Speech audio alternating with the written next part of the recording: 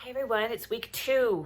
I can't remember how many days it is, but it's week 2 of the emotional impact that we're all enduring with the COVID pandemic that's really sweeping the globe. And it's hard. It's hard for all of us. I want to share a little bit about what I talked with some clients with this week that seems to be a theme, and that's communicating to your workplace.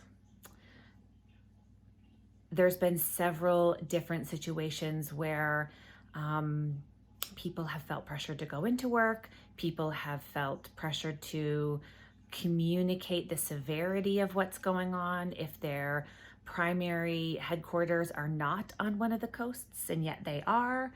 And all other families that have struggled with communicating boundaries because they are challenged with not going into work because of high risk family members in their home, or working with children around. And while there's no quick and easy fix, communication is really the key. You have to take care of yourself and your family first. And of course, you want to be respectful in your communication and be mindful of the fact that if you're still working, that's really wonderful and you want to have gratitude for that, but communicating what you need proactively. If we rely on our places of work to tell us what to do or how to handle it, we're going to be frustrated and often left without the resources that we need. Most places of work are doing the best that they can, but they cannot foresee every challenge.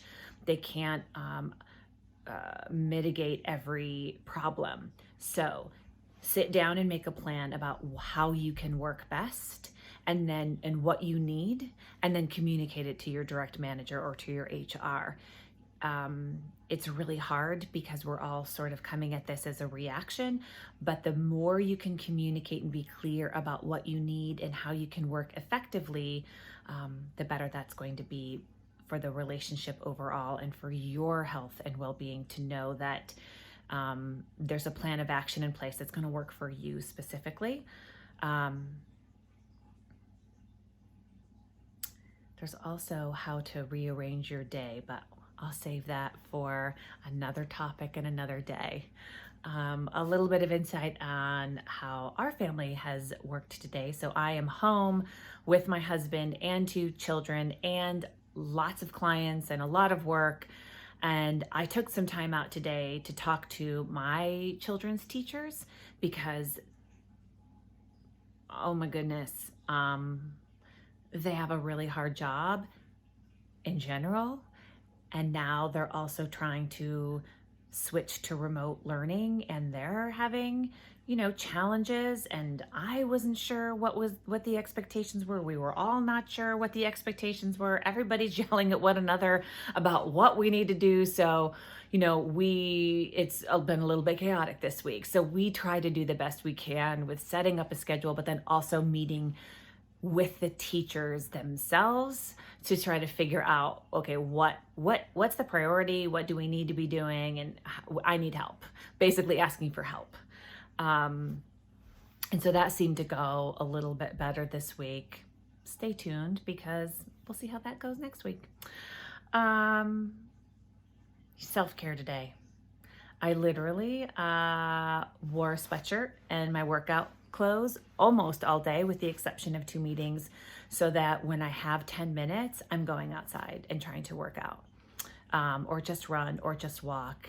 And so one of my pitfalls is that I say, oh, I'll go as soon as I'm done with this task, or as soon as I'm done with this task. But that time usually never happens because there's an endless amount of things to do, and I never get to the bottom of my task list. So I just stop and press pause, and I literally visualize I'm just going to press pause. I'm not giving up on anything or walking away. I'm just going to press pause, and I'm going to go outside, and I'm going to go for a run, or I'm going to go for a walk and come back and pick it back up. And so I'm trying to implement that throughout my day. More to come. Stay tuned. Hang in there, everybody, and we'll all get through this together.